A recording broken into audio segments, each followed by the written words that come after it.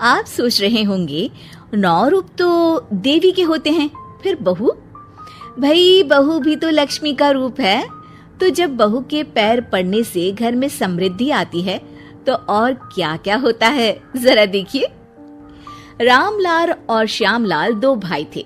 दोनों बड़े ही प्यार से साथ ही एक ही घर में रहते, लेकिन दोनों की बीवियों का रवैया एक दूसरे के लिए बिल्कुल ठीक नहीं था।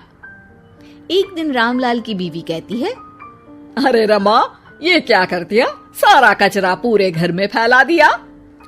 माफ करना दीदी, मैंने रखा तो एक ही जगह था, लेकिन हवा इतनी तेज चली कि उड़ गया। अभी उठा देती हूँ। हाँ हाँ, जल्दी करो। और एक बात, अब भाई साहब से बोल देना कि 2 रसोई कर ले। पता तो है मेरा बेटा सोहन बड़ा हो गया है, अब लड़की वाले भी आने लगे हैं, तो उसकी शादी हो ही जाएगी इस साल। हाँ हाँ दीदी, मेरा बेटा विहान भी तो बड़ा हो गया है और उसकी भी तो शादी होनी है। ठीक कहती हैं आप। अब हम ऊपर वाले तल्ले पर शिफ्ट हो जाएंगे। मैं विहान के पापा से बात कर लेती हूँ। बात नहीं करना, शिफ्ट होना है, क्योंकि मैं अब साथ नहीं रह सकती। हाँ हाँ दीदी, ठीक है ना। फिर क्या, हो जाते हैं एक घर के, एक परिवार के 2 टुकड़े और 2 रसोई, दोनों के बेटों की शादी। और फिर शुरू होती है कहानी। अरे मेरी बहू तो ढेर सारा दहेज लाई है। ये देखो, बड़ा टीवी, एसी, कार और गहने भी। दीदी, ये तो बहुत अच्छा है, लेकिन है कहाँ आपकी बहू? अब वो सो रही है। थोड़ी रिजर्व टाइप की है ना, अपने ही कमरे में रहती है और ज्यादा बात भी नहीं करती। तभी रमा की बहू की आवाज आती है, माँ कहाँ है आप? जल्दी आइए, नाश्ता ठंडा हो रहा है और मुझे भी भूख लग रही है। आ रही हूँ बेटा, रुक। दीदी चलूं क्या? ये लड़की मेरे साथ ही बैठकर खाती है, वैसे भी भूख लगाई है। ये बोलकर वो चली जाती है।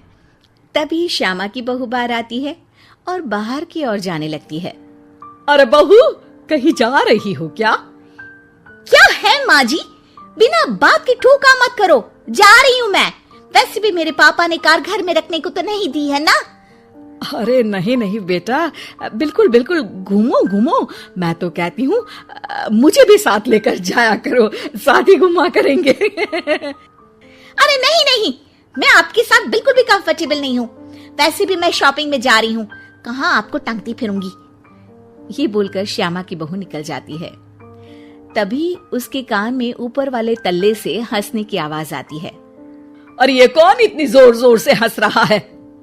ऊपर जाती है, जहां वो देखती है कि रमा और उसकी बहू साथ बैठकर बातें कर रही होती हैं। फिर तो मम्मी जी इतना मजा आया कि मैं क्या बताऊं। हाँ हाँ बहू, सुनने में ही हंसी नहीं रुक रही। तू तो वहां मौजूद थी। तभी दोनों की नजर श्यामा पर पड़ती है। अरे ताई जी आइए ना, आइए। वो उनके पैर छूती है और फिर चाय बनाकर लाती है। श्यामा अकड़कर कहती है, अरे नहीं नहीं, मैं चाय वाय नहीं पीती। बस हंसने की आवाज आ रही थी तो सोचा बता दूं कि टीवी की आवाज धीमी कर लो। अरे टीवी, वो देखो दीदी, धूल खा रहा है, वक्त ही नहीं मिलता देखने का। बहू के साथ वक्त कैसे बीत जाता है, इसकी बातें और किस्से कहानी किसी सीरियल से कम नहीं होते। श्यामा को खुशहाल रमा को देखकर जलन होती है।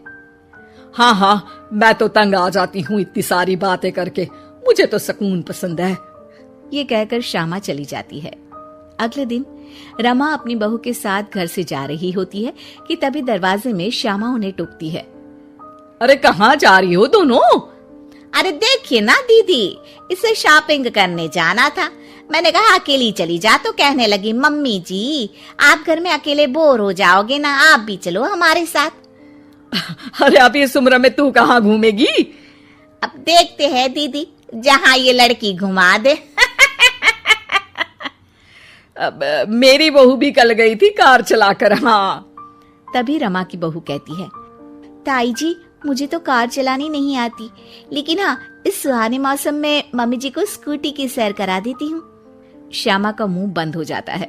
वो अपने कमरे में चली जाती है जहाँ उसकी बहू बैठकर अकेली टीवी देख रही होती है। बहू, तू भी कुछ बातें किया करना, मैं अकेले अकेले बोर हो जाती हूँ। तो क्या मैं यहाँ आपको एंटरटेन करने आई हूँ? देखिए मम्मी जी, मैं तो सिर्फ ये कहना चाहती हूँ कि ये टीवी मेरे पापा ने दी थी, तो ये टीवी कल तक मेरे कमरे में लग जानी चाहिए, समझिए आप। ये बोलकर वो वहां से चली जाती है। श्यामा सोच लेती है कि वो अब ये सारी बातें अपने बेटे को बताएगी। शाम को उसका बेटा जब घर आता है, अरे देख बेटा, तेरी बीवी सारा दिन अपने कमरे में रहती है, न बात करती है न चित। मैं बूढ़ी सारा दिन भूत की तरह अकेली घूमती रहती हूँ घर में। अरे माँ, मैं क्या बोलूं? मैंने कई बार उसे बोला कि सबके साथ उठा बैठा करो, हंसा बोला करो और मिलकर रहो, लेकिन वो कहती है कि उसका मन ही नहीं करता। अरे क्यों मन नहीं करता है? ऐसा क्या हो गया? माँ, तुझे याद है उसके पिता ने कार देने से मना कर दिया था। कहा था कि उनके पास पैसे नहीं है, साथ ही तेरे सामने हाथ भी जोड़ा था, लेकिन कैसे तूने उसके पिता के साथ बुरा व्यवहार किया था। उन्हें कहा था कि पैसे नहीं है तो किसी भिखारी से शादी कर दो अपनी बेटी की। हाँ बेटा, तभी तो आज दरवाजे पर इतनी लंबी कार खड़ी है। बस माँ, तो अब तू उस कार से ही बात कर और उससे मन लगा, क्योंकि पिता के आंखों का आंसू आपकी बहू के दिल तक उतर चुका है और आपकी इज्जत उसकी नजर में। अब श्यामा को समझ आता है कि कुछ निर्जीव चीजों से घर भरने से अच्छा है कि सजीव चीजों से जिंदगी भरी जाए।